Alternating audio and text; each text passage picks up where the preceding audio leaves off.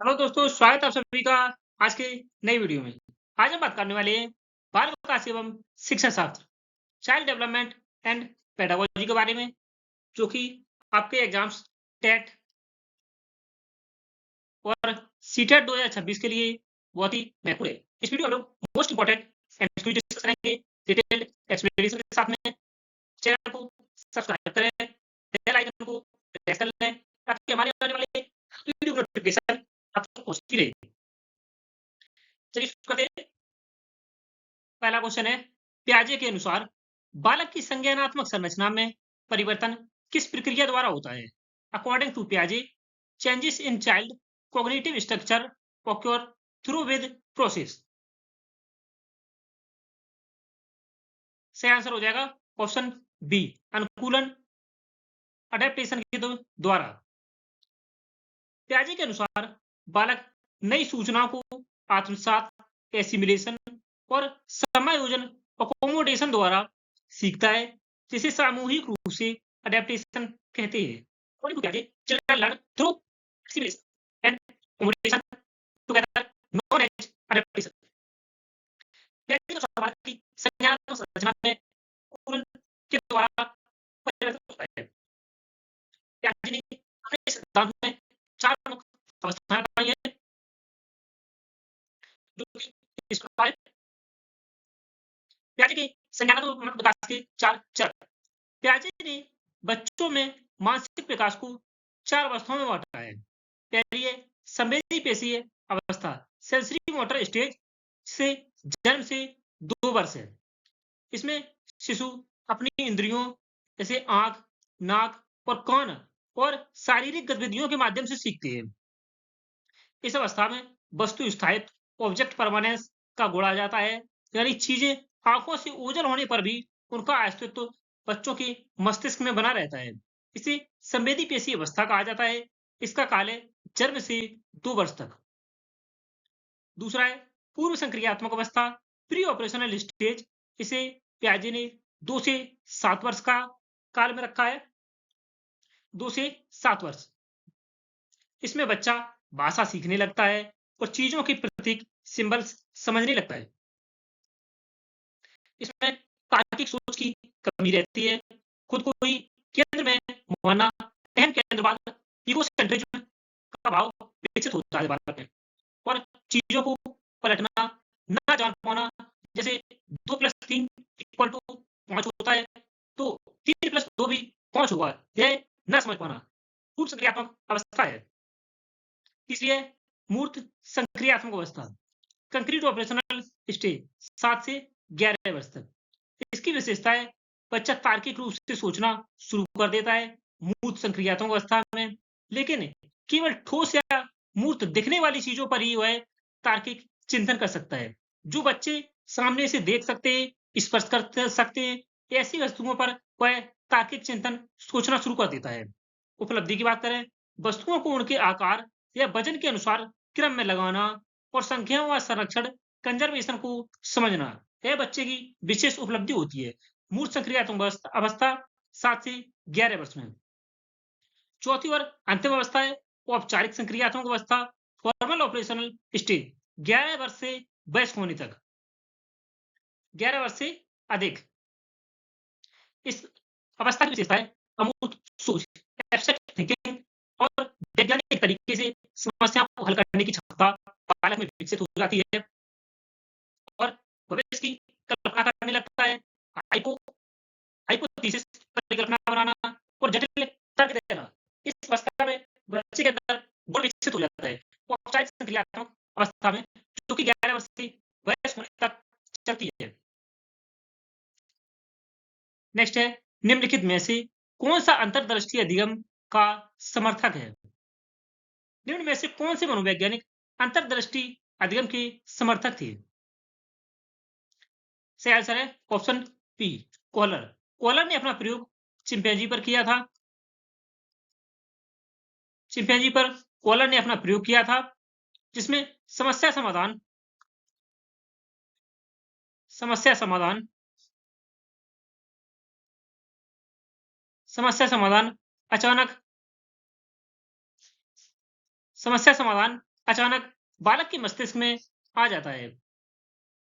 अंतर्दृष्टि अधिगम का सिद्धांत या सूझ का सिद्धांत यह कोहलर के द्वारा प्रतिपादित किया गया था। चलिए बात करते हैं सूझ या अंतर्दृष्टि का सिद्धांत। सूझ या अंतर्दृष्टि का सिद्धांत यह वोल्फगैंग कोहलर के द्वारा प्रतिपादित किया गया था, जो गेस्टाल्टवाद मनोविज्ञान के जनक कहलाते हैं। कोहलर कोहलर को गेस्टाल्टवाद मनोविज्ञान का जनक कहा जाता है। मुख्य विचार की बात करें, कोहलर के अनुसार व्यक्ति किसी समस्या को टुकड़ों में नहीं बल्कि समग्र पूर्ण रूप से देखता है। बालक या व्यक्ति के सामने कोई समस्या आती है तो उसे छोटे छोटे टुकड़ों में नहीं बल्कि वो समग्र रूप से उस समस्या को देखता है, उस समस्या का समाधान कैसे किया जा सकता है, और वह अपनी समझ व सूझ से अचानक समाधान खोज लेता है। कोहलर के प्रयोग की बात करें, इन्होंने अपने प्रयोग में सुल्तान नामक चिंपैंजी का प्रयोग किया था। सुल्तान चिंपैंजी एक बंदर पर इन्होंने प्रयोग किया था, चिंपैंजी पर, जिसका नाम था सुल्तान। यह आपसे प्रश्न में पूछा जा सकता है कि कोहलर ने किस नाम के चिंपैंजी पर अपना प्रयोग किया था। उसमें आपको सही आंसर हो जाएगा सुल्तान। सुल्तान नामक चिंपैंजी पर कोहलर ने अपना प्रयोग किया था। उन्होंने भूखे चिंपैंजी को पिंजरे में बंद कर दिया और केले छत से लटका दिए। चिंपैंजी ने छड़ी और डिब्बों का सही उपयोग करके अचानक समाधान निकाल लिया था। उसने कई बार प्रयास किया, चिंपैंजी ने सुल्तान ने कई बार प्रयास किए छड़े और डिब्बों से। एक बार डिब्बों और छड़ी की सहायता से उसने वह केले प्राप्त कर लिए। उससे अचानक समाधान निकाल लिया उसने अपनी भूख का।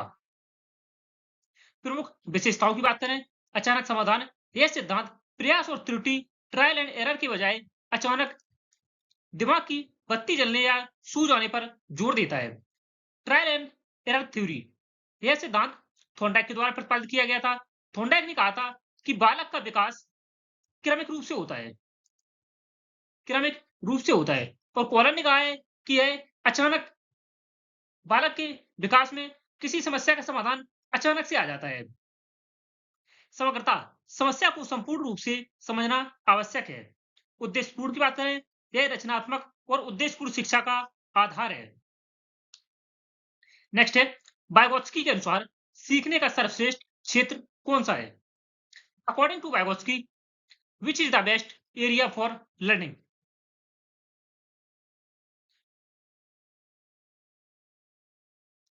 सही आंसर हो जाएगा ऑप्शन बी, निकटस्थ विकास क्षेत्र, जोन ऑफ प्रॉक्सिमल डेवलपमेंट, जिसे जेडपीडी कहा जाता है। ZPD, zone of proximal development, जहां बालक सहायता से, जेडपीडी का अर्थ है, जेडपीडी का अर्थ है जहां बालक सहायता के साथ, जहां बालक सहायता के साथ बेहतर, जहां बालक सहायता के साथ बेहतर तरीके से सीख सकता है,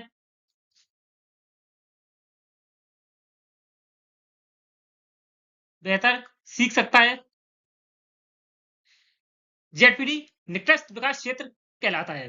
वाइगोत्स्की के अनुसार सर्वश्रेष्ठ सीखने का सर्वश्रेष्ठ क्षेत्र जेडपीडी है, निकटस्थ विकास क्षेत्र, जोन ऑफ प्रॉक्सिमल डेवलपमेंट, अर्थात जहां बालक अपने ज्ञान और किसी अपने से अधिक जानकार के साथ ज्ञान को साझा कर, एक दूसरे के साथ साझा कर किसी समस्या का समाधान खोजते हैं, उसे जेडपीडी कहा जाता है, निकटस्थ विकास क्षेत्र। नेक्स्ट है, सीखना विकास से पहले होता है, यह कथन किसका है? Learning presides developed was started by whom?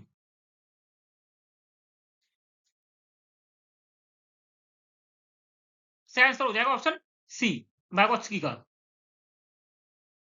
Next है, गार्डनर के बहुबुद्धि सिद्धांत में निम्न में से कौन सी बुद्धि शामिल नहीं है? Which of the following is not included in Gardner's multiple intelligence theory? Option A भाषाई बुद्धि, लिंग्विस्टिक इंटेलिजेंस, ऑप्शन बी तार्किक बुद्धि, लॉजिकल इंटेलिजेंस, ऑप्शन सी आध्यात्मिक बुद्धि, स्पिरिचुअल इंटेलिजेंस, ऑप्शन डी सांगीतिक बुद्धि, म्यूजिकल इंटेलिजेंस। गार्डनर ने 8 प्रकार की बुद्धि बताई थी। गार्डनर ने 8 प्रकार की बुद्धि बताई थी। निम्न में से कौन सा इसमें सम्मिलित नहीं है? बहुबुद्धि सिद्धांत का प्रतिपादन गार्डनर ने किया था। सही आंसर हो जाएगा ऑप्शन सी, आध्यात्मिक बुद्धि, स्पिरिचुअल इंटेलिजेंस। चलिए देखते हैं गार्डनर ने बुद्धि बहुबुद्धि के सिद्धांत में निम्न किन प्रकार की बुद्धियों को सम्मिलित किया है? गार्डनर द्वारा 8 प्रकार की बुद्धियां बताई हैं। पहली है भाषाई बुद्धि। भाषाई बुद्धि लिंग्विस्टिक इंटेलिजेंस, शब्दों और भाषा का सही उपयोग करने की क्षमता जिनमें होती है उन्हें भाषाई बुद्धि कहा जाता है, लिंग्विस्टिक इंटेलिजेंस कहा जाता है। उदाहरण के तौर पर आप देख सकते हैं कवि, लेखक, वकील और पत्रकार। कवि, लेखक, वकील और पत्रकार में भाषाई बुद्धि पाई जाती है। दूसरा है तार्किक गणितीय बुद्धि, लॉजिकल मैथमेटिकल इंटेलिजेंस। ऐसे व्यक्ति जिनमें तर्क करने, संख्याओं के पैटर्न समझने और वैज्ञानिक रूप से सोचने की क्षमता होती है, उनमें गणितीय तार्किक गणितीय बुद्धि होती है, जैसे कि वैज्ञानिक, गणितज्ञ और अनुसंधानकर्ता। वैज्ञानिक, गणितज्ञ और अनुसंधानकर्ता में तार्किक गणितीय बुद्धि पाई जाती है, लॉजिकल मैथमेटिकल इंटेलिजेंस। तीसरी है स्थानिक या स्थानिक दृश्य बुद्धि, स्पेशियल इंटेलिजेंस। मानसिक रूप से छवियों की कल्पना करने और स्थान व दिशा को सटीक रूप से समझने की क्षमता होती है इनमें, जैसे कि चित्रकार, मूर्तिकार, पायलट और आर्किटेक्ट। इन चित्रकार, मूर्तिकार, पायलट और आर्किटेक्ट ऐसे व्यक्तियों में स्थानिक या स्थानिक दृश्य बुद्धि पाई जाती है, स्पेशियल इंटेलिजेंस पाई जाती है। चौथा है शारीरिक गतिज बुद्धि, bodily kinesthetic intelligence. Kinesthetic bodily kinesthetic intelligence अपने शरीर को कुशलता से इस्तेमाल करने और शारीरिक गतिविधियों में निपुण होने की क्षमता होती है इनमें, जैसे कि खिलाड़ी, नर्तक और सर्जन। पांचवी है संगीतात्मक बुद्धि, म्यूजिकल इंटेलिजेंस। संगीत के प्रति समझ, लय, ताल और सुरों को पहचानने व बनाने की क्षमता होती है इनमें, जैसे कि गायक, संगीतकार और वादक। छठा है अंतर्वैयक्तिक बुद्धि, इंटरपर्सनल इंटेलिजेंस। दूसरों की भावनाओं, मनोदशाओं और प्रेरणाओं को समझने व उनके साथ अच्छे संबंध बनाने की क्षमता इन व्यक्तियों में पाई जाती है, जैसे कि राजनेता, शिक्षक और मनोवैज्ञानिक, साइकोलॉजिस्ट। सातवीं है अंतरावैयक्तिक बुद्धि, इंट्रापर्सनल इंटेलिजेंस।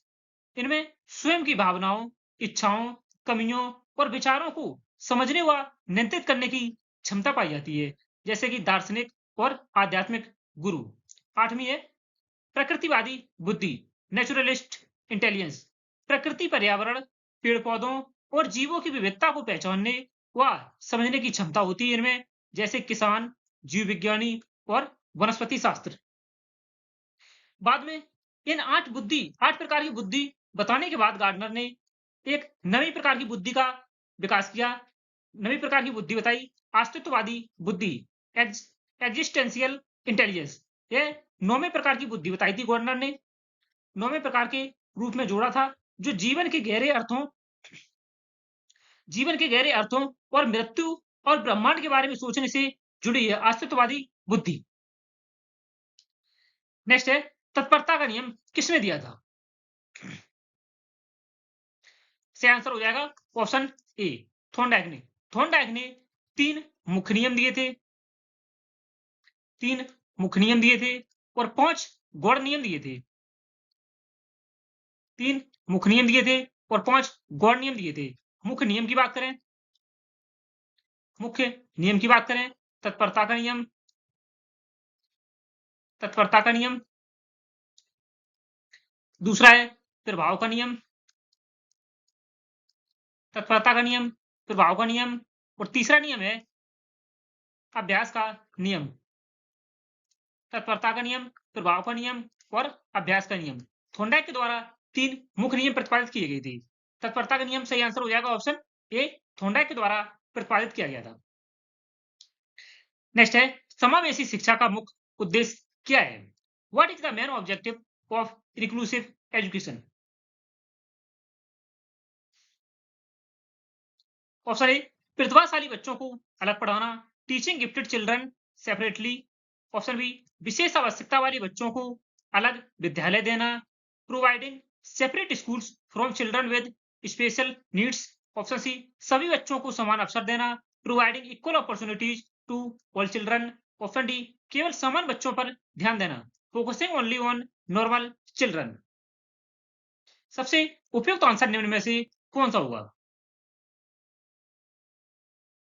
प्रतिभाशाली बच्चों को अलग पढ़ाना यह उद्देश्य नहीं है समावेशी शिक्षा का। समावेशी शिक्षा में प्रतिभाशाली बच्चे और औसत बच्चे और औसत से कमजोर बच्चे, सभी प्रकार के बच्चों को एक साथ समान रूप से शिक्षा प्रदान की जानी चाहिए। समावेशी शिक्षा का यह मुख्य उद्देश्य है। अतः ऑप्शन ए गलत हो जाएगा। ऑप्शन बी की बात करें, विशेष आवश्यकता वाले बच्चों को अलग विद्यालय देना, यह भी कथन गलत है। विशेष आवश्यकता या सामान्य आवश्यकता प्रतिभाशाली सभी प्रकार के बच्चों को एक साथ शिक्षा देना उद्देश्य है। ऑप्शन सी बात करें, सभी बच्चों को समान अवसर देना है, यह ऑप्शन सही होगा। ऑप्शन डी की बात कर लेते हैं, केवल सामान्य बच्चों पर ध्यान देना, यह भी कथन गलत है। समावेशी शिक्षा में सभी बच्चों पर समान रूप से ध्यान दिया जाता है। सही आंसर हो जाएगा ऑप्शन सी। सबसे उपयुक्त आंसर है सभी बच्चों को समान अवसर देना, providing equal opportunities to all children. Next है, निम्न में से कौन सा आंतरिक प्रेरणा इंट्रिस्टिक आंतरिक प्रेरणा का उदाहरण है?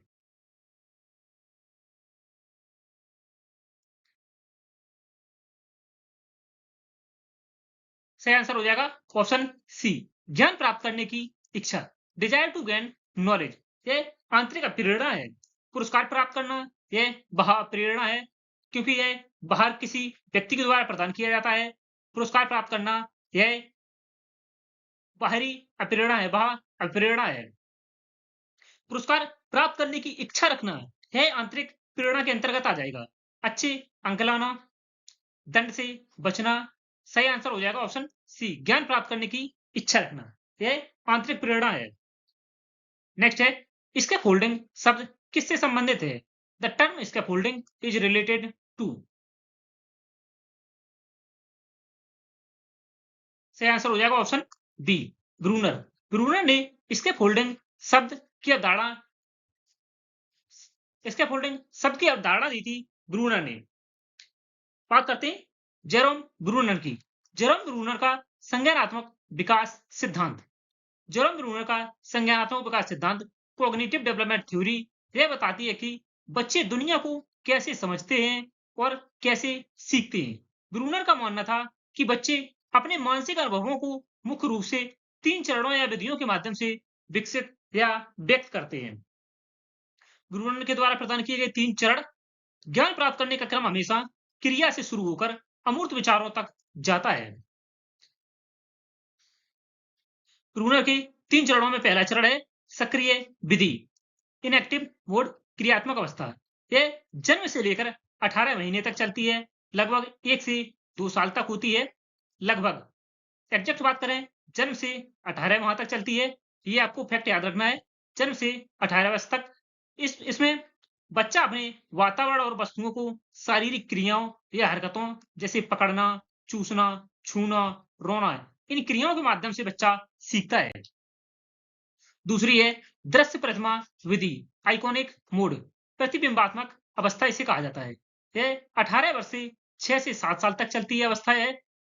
18 महीने से 6 से 7 साल तक चलती है अवस्था। इस अवस्था में बच्चा चीजों को सीधे छूने के बजाय अपने दिमाग में चित्र या प्रतिमा इमेजेस बनाकर सीखता है और उसे जो दिखता है वह उसी के आधार पर दुनिया को समझने लगता है। तीसरी अवस्था है सांकेतिक विधि, सिंबॉलिक मूड या संकेतात्मक अवस्था। यह 7 साल से उससे अधिक की उम्र में शुरू होती है। 7 साल और उससे अधिक की उम्र में इसमें बच्चा भाषा, अंकों और प्रतीकों का उपयोग करके अमूर्त एब्स्ट्रैक्ट रूप से सोचने लगता है, अमूर्त चिंतन करने लगता है। बच्चा ब्रूनर के सिद्धांत के मुख्य सिद्धांत। ब्रूनर के अनुसार सफल अधिगम के लिए शिक्षा प्रणाली में इन 2 महत्वपूर्ण अवधारणाओं का होना जरूरी है। स्कैफोल्डिंग मचान या पाड़, यह अवधारणा ब्रूनर ने दी थी।